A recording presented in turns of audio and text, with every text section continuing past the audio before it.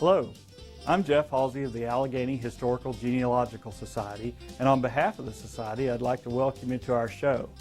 The idea behind the Alleghany Memory Show is to interview older folks in our area for an oral history archive. There are no scripts. The people we feature will be able to choose their interviewer. That way, they're comfortable and able to tell their own stories in their own words. These personal histories about life in the Great Depression or the war years or whatever define them as individuals, but their common ideas and goals and faith define a way of life, our common heritage. If you'd like to participate, or if you know someone with Alleghany memories, contact information for the Society will be posted after the program. Thank you and enjoy the show. I've got with me Pauline Mills. Pauline, tell us a little bit about yourself. What's your name? What was your name growing up?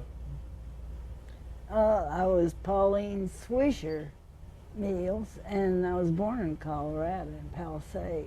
Colorado. Just a little town about 12 miles from Grand So Junction. you're not even an Alleghanian? Not originally, no. My grandfather was, though. Well, actually, it was Trap Hill. And you've got some pretty deep Alleghany roots Right. and Alleghany Right. memories. So you were born out in Colorado. Right. Tell us a little bit about that. How did your family get to Colorado?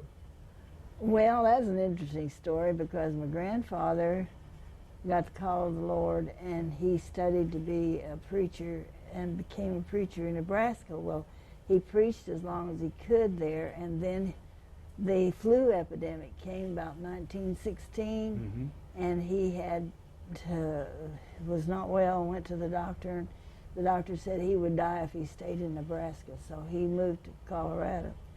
And my dad's parents were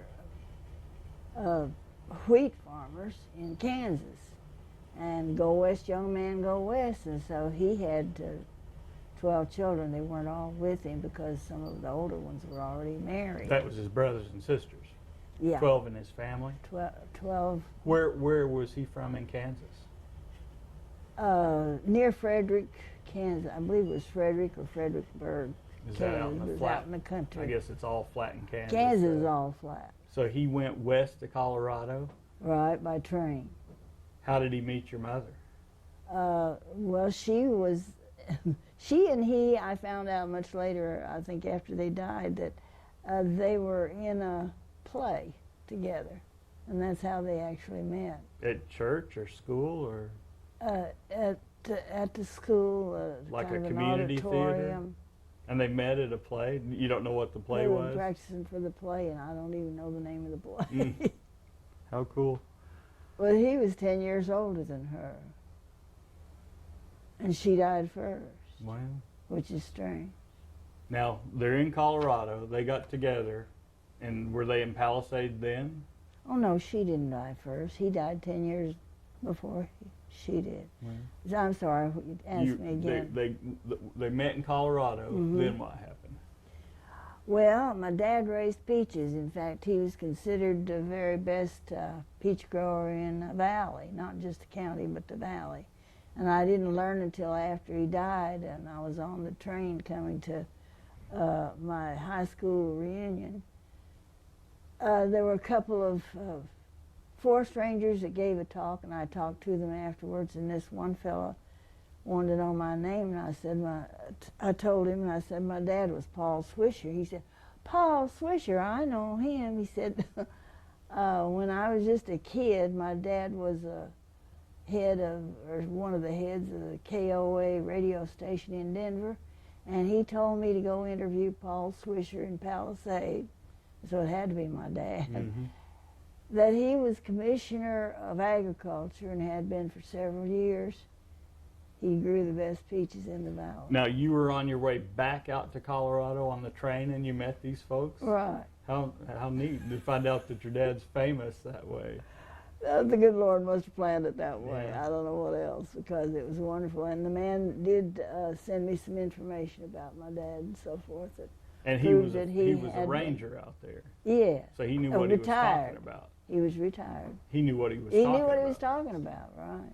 He wasn't stupid or anything.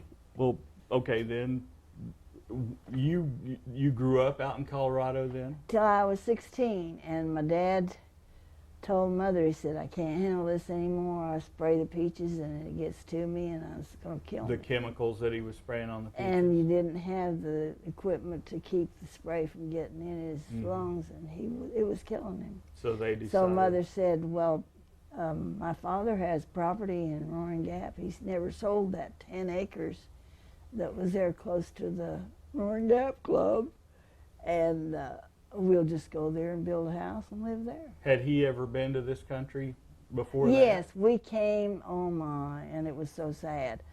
My uncle Coy, and you got a picture of him. Okay. He and his wife had several children. One of the younger boys who everybody loved, his name was Howard, and he and his wife had graduated from Appalachian. They became teachers and taught at Mountain Park for about 2 years. They went on a boat there at the Lake Louise in Alleghany County with another couple, he and his wife and this other couple. It capsized, I don't know how come. He was the only one that could swim. He got all of them to hang on to the boat, and he made them promise to hang on to the boat. He went down and never came up. Oh, for goodness drowned. sakes. And it was the saddest thing in the world because he was so young and everybody loved him. He was just that kind of a person everybody loved. Had red hair, and Howard McCann. If you mention Howard McCann to Edna Miller, she would remember him. Wow. There's a few of the old timers that remembered him. So we came for when he the funeral? drowned.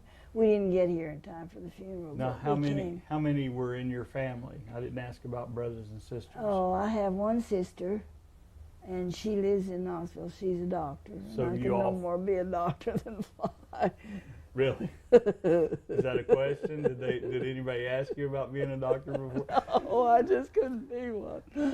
So all four of you came home at that time. Right. And then whenever your dad decided to move here, when was that? You were 16? I was 16. So what year was that? We can figure Let out me your see. age here. I was born in 1932. Okay. Add 16 to that, it was 48. 48, and then you came in this direction. Right, and we moved. We built the house. What did you think about it? So you'd grown up out in Colorado. What did you think about moving here? Was that culture shock for you? Well, it was an adjustment. Mother had to talk to me quite a bit because I had known the people in the Palisade there for so long, had friends in the school. A 16-year-old moving. What grade were you in? Were you oh, a goodness, I sophomore can't remember. or Yeah, a junior or something? I was a sophomore, I believe. That's pretty tough on a teenager to move to a Oh, new, right. complete place. Right. Everybody else has known each other all their lives, and so you started going to Sparta High School then, when you came here. No, we had a home. We bought a home in Florida. We had come to Florida before. Well, when I was 7, we went to Florida, and so we decided we wanted to stay in Florida in the wintertime and in Roaring Gap in the summer. I see. So I graduated from Manatee County High School, and there's another person in this county that graduated from the same high school, and that's Hilda. Hilda Feltz. Mm-hmm. She's in the Historical Society too. Now they still go back and forth to Florida. We don't anymore. You don't? No. Don't have any? But I graduated from the Manatee County High School, and there were 600 in my class. So talk about an adjustment. It was a real small school at Palisade. Mm-hmm. So that was so you'd kind of, I'm not going to say been around, but you'd kind of right, been around I a little bit by the time you came to Sparta. Right. Well, that's pretty interesting. Tell us about whenever you first came to Sparta, the changes that you had to put up with. Oh my, when my Aunt Jessie would bring me to Smithy's, the Smithy's like the old-timey where they had the big cheese like this. Big wheel of cheese. Uh-huh.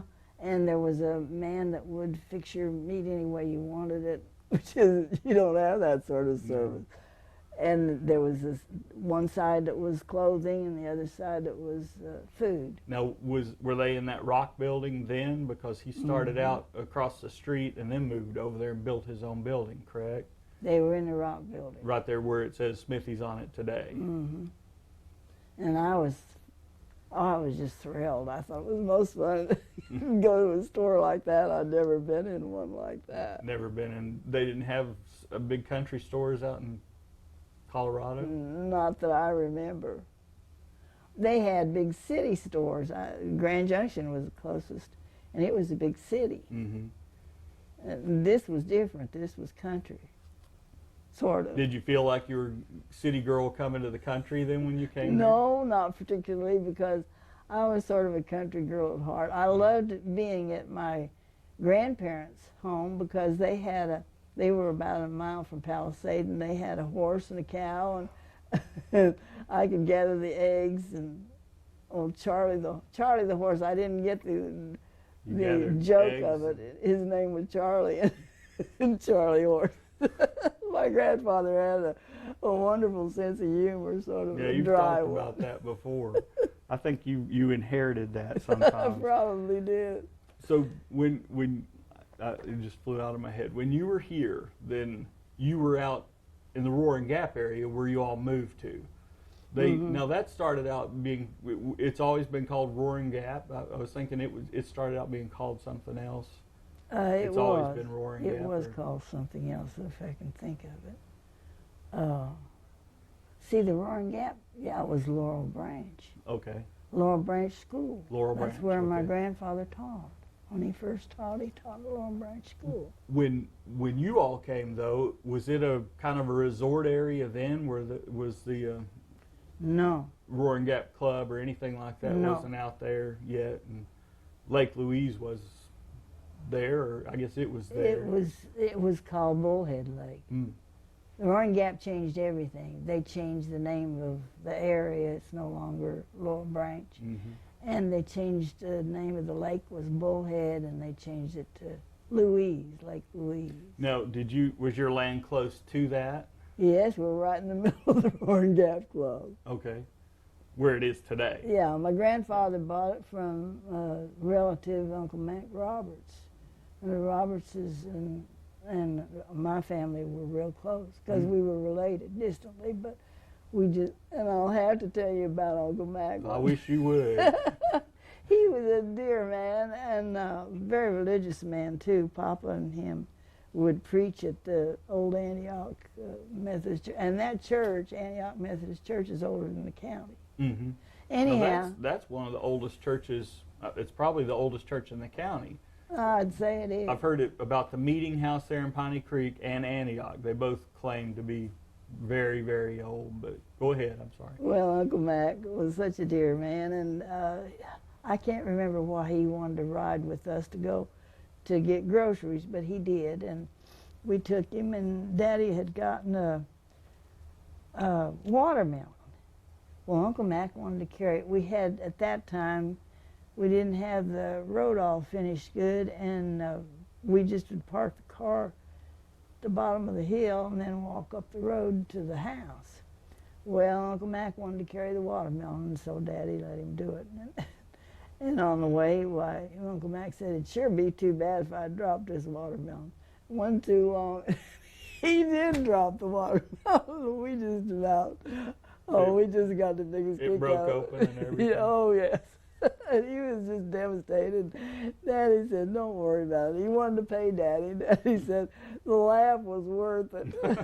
So, I'll never forget that about Uncle Mac. He was a good preacher, and he and my grandfather preached together. And here's something else funny.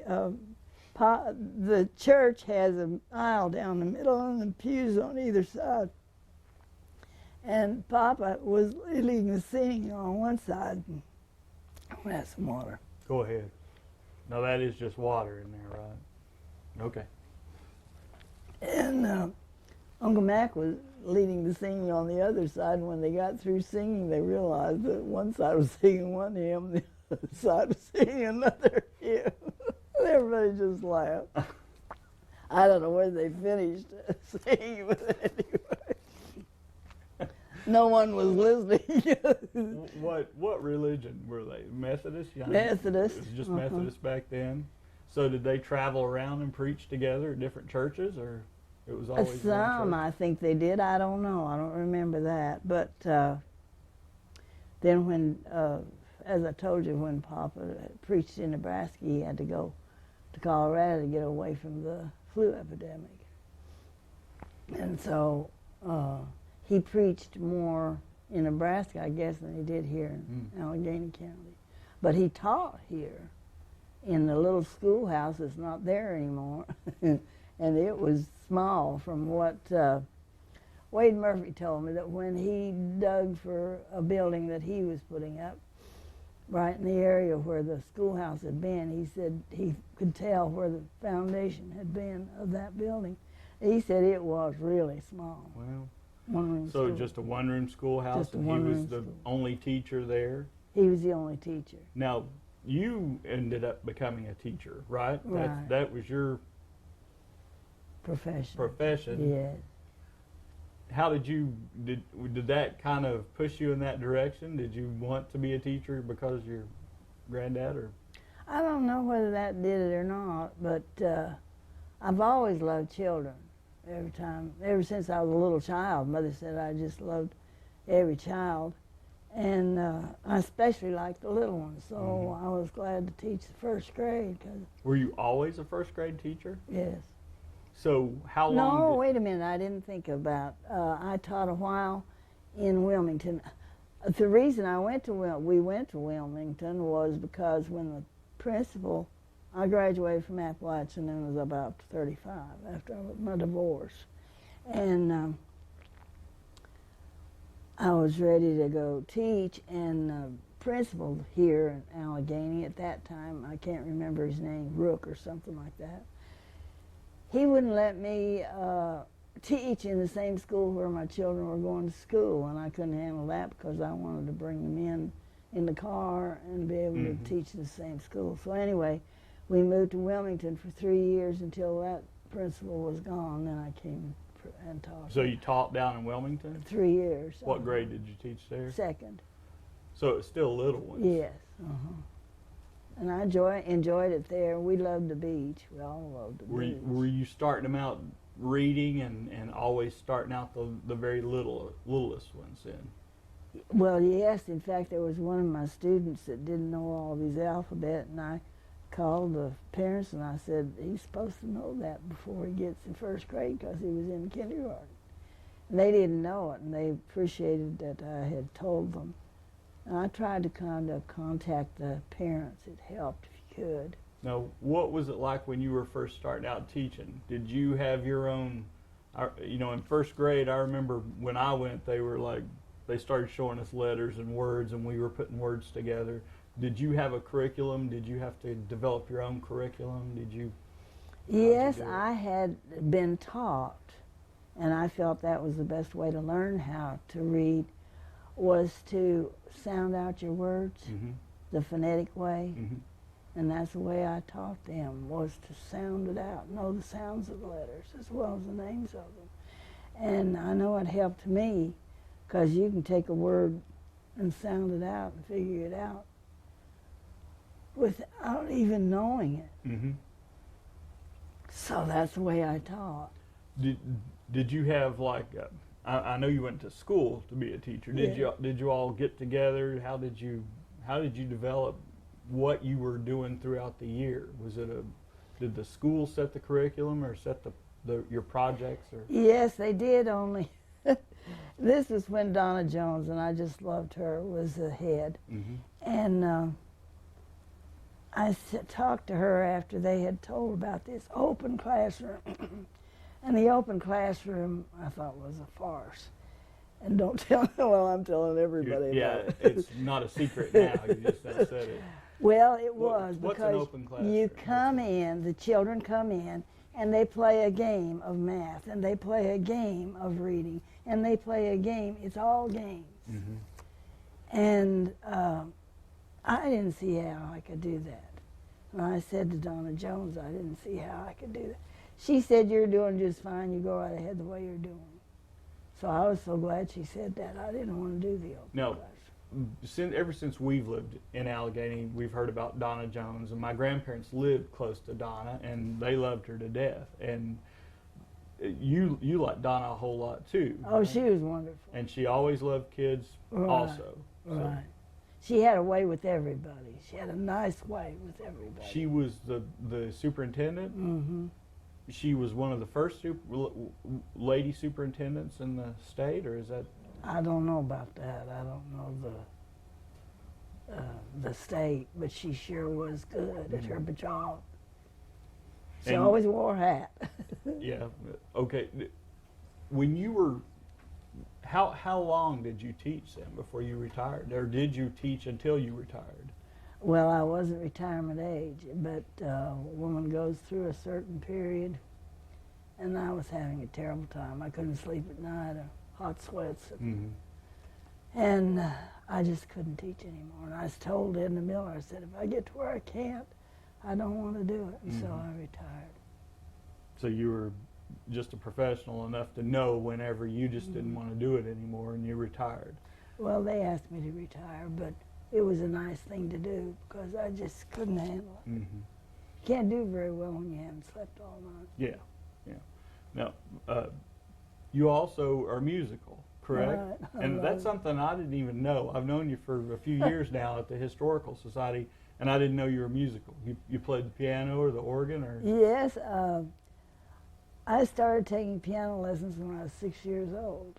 And I walked to this lady's house, and I was scared to death of her dog. Her dog would always... So she'd try to remember to get the dog in before I came, because it was bigger than me, seemed like. But yes, I started playing piano when I was 6, and I enjoyed it, and I liked singing. In fact, I sang in the choir, in the chorus, in that big high school there at Bradenton. And we would put on plays and sing and things like that. So you were on stage and that kind I was of a thing? witch in Macbeth. I was one of the witches. That's hard to envision. It was fun. It was really fun. That's okay. So you've played piano since you were 6, Right. and you played at church. Yes, I did. You always played the piano at church. Right, at the Antioch Church. So you can play any hymn in the book. Oh, no. I'm not how that does good. that work? Do you have to sit down and practice? Yes. I mean, because I've always been fascinated at churches that we've gone to that they are always good at the hymns. And do they give you something ahead of time all the time? Oh, yes, I have to practice. Do you still play the piano at church then? No. I would have played the organ at First Baptist Church and tried, but that organ is difficult to play. And I had to sit on a bench and put a pillow on it in order to, for my feet to hit the pedals and hands on the keyboard. And I had problems with my hip and had to quit. Wow. I couldn't practice good. I guess it's a whole, you're using and you're sliding back and forth or leaning back and forth a lot when you're doing that kind of thing. It was hard for me to reach the pedals with my feet. You can play an organ just as easily as you can the piano? No, it's not as completely easy. different? Well, it's harder? different in the, you have to pull all these stops out, the right ones, and this sort of thing. With the piano, you don't. It always fascinates me. Anybody that's got musical talent, that I'm always fascinated by, because I don't think anybody in our family has, I mean, my kids are doing okay with it, but we can't even pat our foot through a whole song. I played the bassoon in Palisade when I was in band. Well, that's completely different, isn't it? I mean, a bassoon is, you're blowing into a big old tube and I thought I'd never get any sound out of it. Why did you I didn't have enough wind. Why Can you did believe pick that? the bassoon then? That was what was available in the way of instruments. Wow. I played a snare drum when I was marching because you can't, with that bassoon, it hits your knee when you walk. I couldn't march with the bassoon. It's not very much of a marching instrument anyway. It's more of an orchestral instrument. Do they have bassoons in marching bands No, ever? I don't think so. You'd have the thing hitting your mouth all the time. It's so long it comes down to your legs. I've got these Smithsonian questions that are recommended, but I've not been sticking to them. You speak any foreign languages? Not really. I took French for a couple of years in college. I took Spanish for a couple of years in high school. I learned to read, but not talk very well. I can't understand these Mexicans because they talk too fast for me. Yeah, they speak fluently and they talk fast. And the kids, my kids, working at some of the places they've worked with, the Hispanic kids, they can talk back and forth, but I guess they slow it down when they're talking to the kids because they can understand them. And I took Spanish. I took 2 years of Spanish, but I can't understand them. You traveling? Where have you traveled in the world? Well, as I say, I've traveled. Well, we went to California one year. I was only about 5 or so. I don't know how old I was. Not very old. But I remember the rocks. The beach was rocky. It wasn't like Florida Beach. Very rocky. One of those neat California cliff-top beaches. Right. Then where else have you gone? Well, we would go one time. I'll never forget this. One time Daddy said he didn't want to go to Florida the same old way. He wanted to go by way of Texas and a long way. From I here? thought we never, from Colorado. Oh, from Colorado. Okay, I got you. I thought we'd never get through Texas. I think it took us 3 days. Really? But I'll never forget this. I was just a little thing about, I don't know how old. But I had a little pocketbook. I thought I was real smart with a pocketbook. And we went to eat someplace, and I ended up leaving it in there, and it was pouring the rain. I was all upset when we got in the car, and I didn't have my pocketbook. And here came this fellow with a 10-gallon hat on and brought me my purse out to the car. And I'll never forget that. He was so nice. Just brought your purse to you. Things like that you never forget. No. That's neat. Childhood memories. Right. Who did you play with when you were little? What kind of games did you play? Well, I always had skinned knees because it wasn't very well coordinated, and I was bound I was going to skate. I roller skated there in Palisade. There were sidewalks, and then I got a bicycle, and I had trouble learning to ride it, but I did. I'd fall off.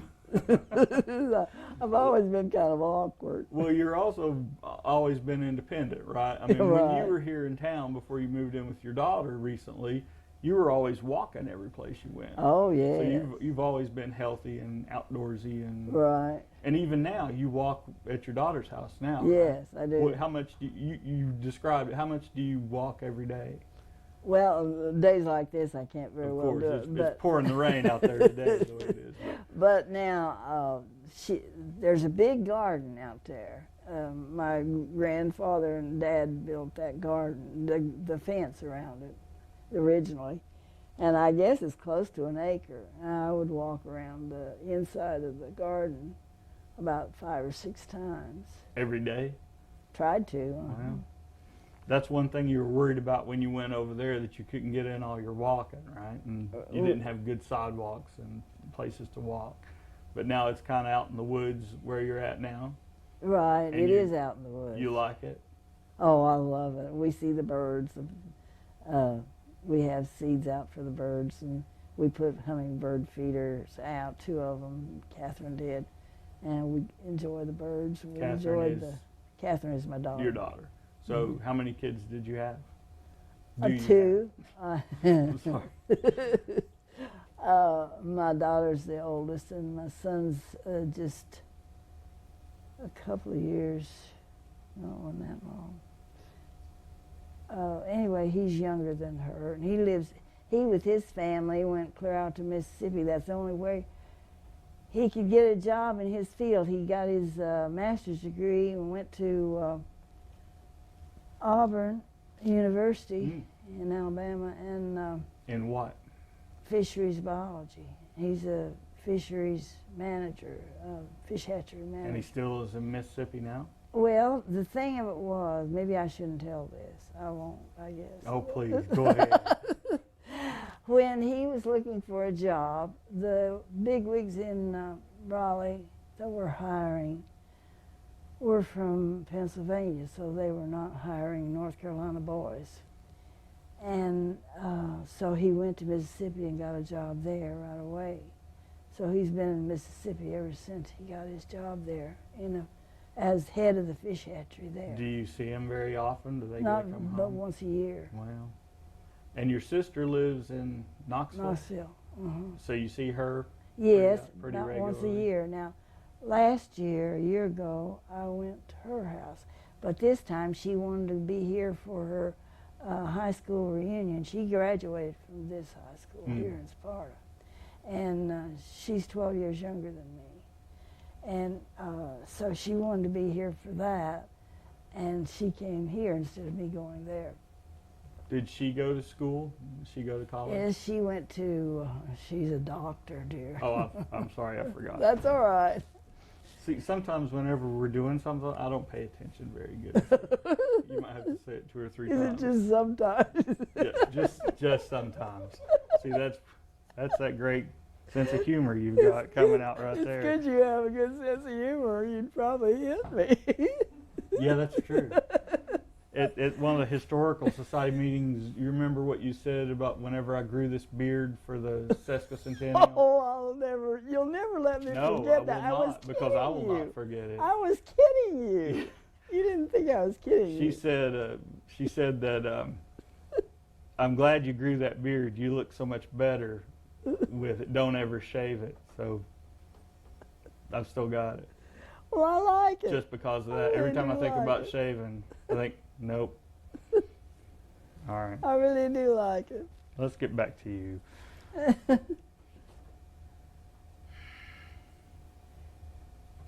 Holidays. What do you all do on holidays now, and how's that different from when you were growing up? Well, I think I'll tell you this. It's funny. I was just a little girl, and we went to Grand Junction. That was the closest place when we were still living in Palisade. It was close, big town. Mm-hmm. And there were 2 stores, big stores. One was Sears and one was Montgomery Ward. They don't have Montgomery Ward anymore, I think. Anyhow, this fella, and this is unusual, he put a microphone in front of me, and I was just a little girl, and scared me half to death. And maybe I was too young to be scared. He wanted to know what I wanted for Christmas, and I said a doll. And he said, "Oh, one of these here in the Sears store," and I said, "No, in the Montgomery Ward." I'm sure he was really flabbergasted. Were you on a loudspeaker or something? I was on the radio. So would you believe the Montgomery Ward store sent me a present for pitching for them? And They did. They sent you a doll? No, they sent me a little scissors that were electrical, and you could cut things out with it. So the people at the had Montgomery cord to Ward heard it, Yes. found out who you were, and sent you a present. Yes. That was my first time of being on a microphone. And it's been going better and better ever since. Well, okay, what did you all do for your Christmases when you were growing up? What kind of toys did you get then? I always versus got a today? doll because I love dolls. In fact, I had a collection of dolls. But now my sister wasn't interested in that when she was a little girl. The fish hatchery, we were there close to the fish hatchery. You may not have been here when the fish hatchery was open. Not here, but you know, they've got one over in Marion that we always used to stop at when we were coming home. Well, it used to be in the middle of the Roaring Gap Club, not Mhm. far from where our house was. It's not far at all. And they were working on it. They had a big steam shovel that would dig out for the biggest pond, and she was just enthralled with that steam shovel, the way it worked. And we'd go down there with her and let her watch. Anyway, she wanted a steam shovel for Christmas. And we got her a little one. Well, that wasn't what she wanted. She wanted the big one. A real steam shovel. A real one. Would she care that you're telling this on television? I hope not. If she does, it's too bad. I can't undo it. Can't undo. It's already been said. We thought it was cute and funny, but we didn't get her a steam shovel like that. Do you miss Christmases that you used to have? Do you have more fun today than you did then? Well, as you get older, you just go along with the flow. It's the best way to do. You don't need to. I guess I have a pretty positive attitude most of the time. The good Lord helps me in adjusting to growing older. Yeah, it's not the same as when I was a kid, of course, but I can't expect it to be. I'm not a kid anymore.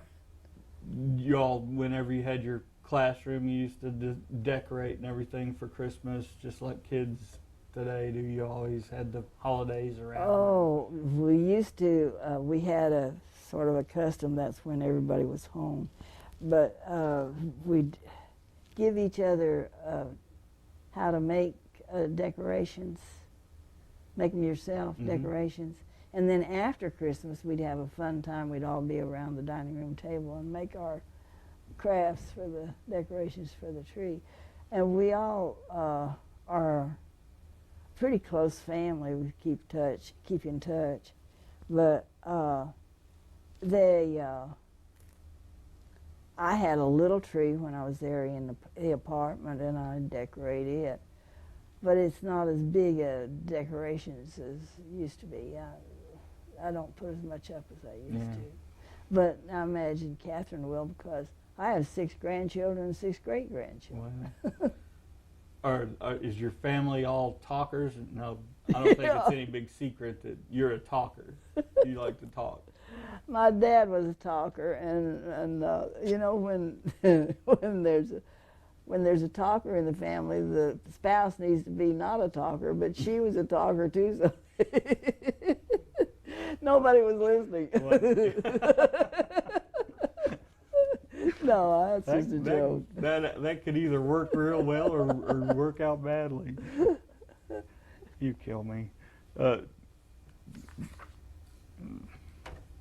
Family heirlooms and family reunions. Oh, I have a lot of heirlooms. My grandfather saved everything, and so do I. Now, one thing you've got lots of are photographs of your family, right, because you brought them and we've copied them. And right. But what else? You name it. I think my grandfather kept just about everything. Of course, a lot of it was not brought to North Carolina from Colorado. I hated that we gave the treadle sewing machine that I learned to sew on. My grandma taught me how to sew. You could sew on one of those treadle machines. You had to keep up a rhythm while you were moving your hands. How in the world did you do that? Well, it's easy. You just get on to it. That's all. Practice. You know, there's that printing press there that Burton Osborne loaned to the museum, and it's a treadle type thing. You have to move your hands at one speed, moving the paper in and out of it, and you're pushing your foot at another speed. And I always thought, how in the world could anybody get used to something like that? And it's just like that treadle sewing machine that they've got over there. You're having to, I can't walk and chew gum at the same time, I don't think, but you're sitting there pumping that. Well, do you have the same kind of thing with the organ too then, don't you? Whenever you're doing one thing with your hands and another thing with your feet? Right. Just coordination? Right, concentration. You're thinking about it the whole time whenever you're playing the organ, you're thinking about what you're doing? Or? Well, you about have to.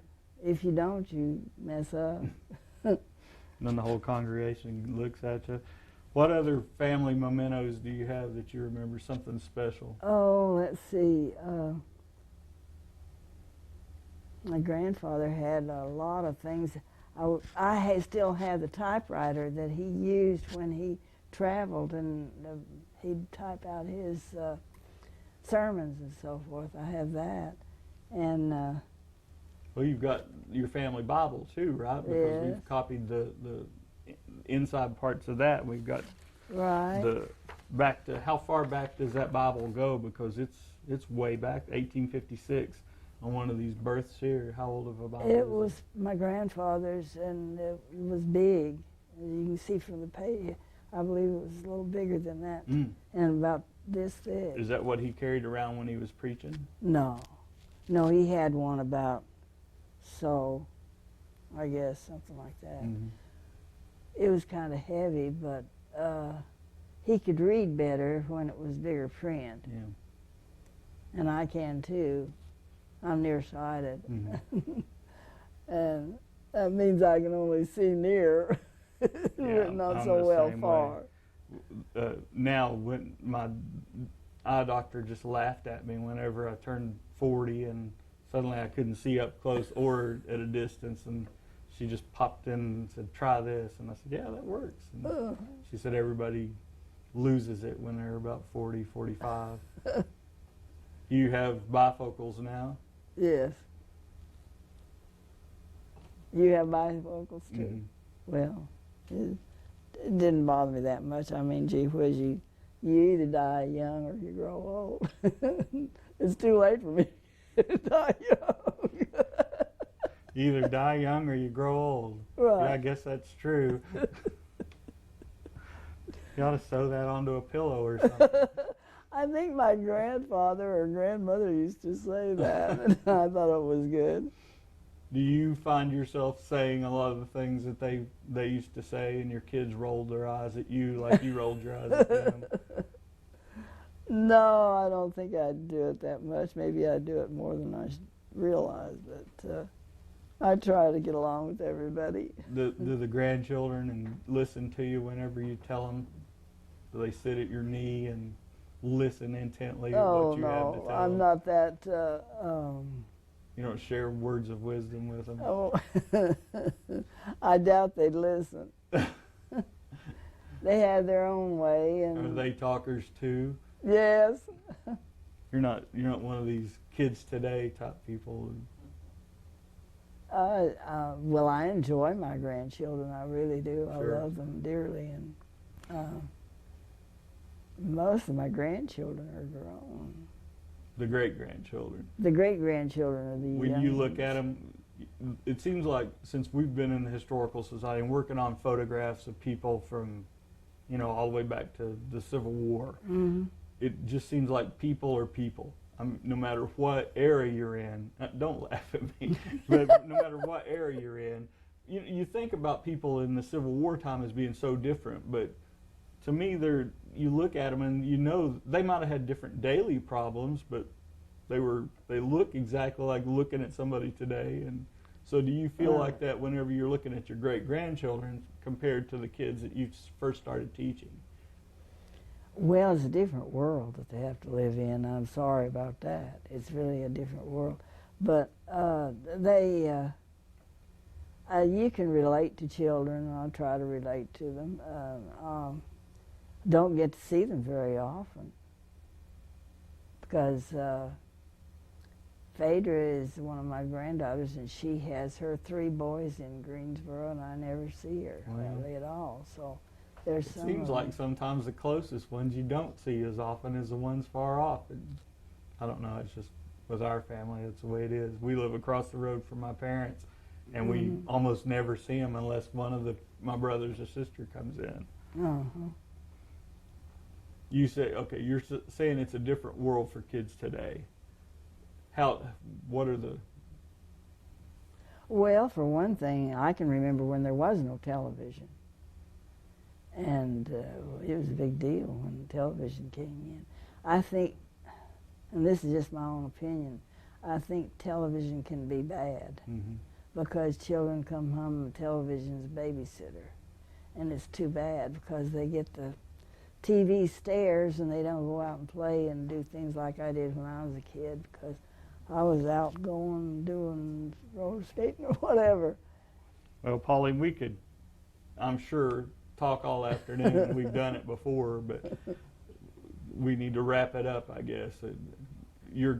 We're on television right now, so it's hopefully we're not being a babysitter for somebody, but I've enjoyed talking to you, and it's important that we do pay attention to what folks say, and they don't have to be older folks, but we have to pay attention to each other, and I think that that's what this program does. Is there anything else that you want to say to the folks out there while you've got this opportunity? Well, I think that my grandfather was right in that he stuck to his principles. And you have to stick to your principles, even if the whole world's going wrong, because if you don't, you're lost.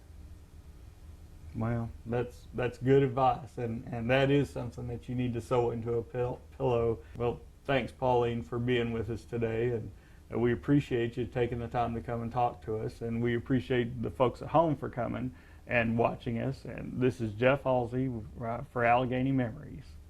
See you next time.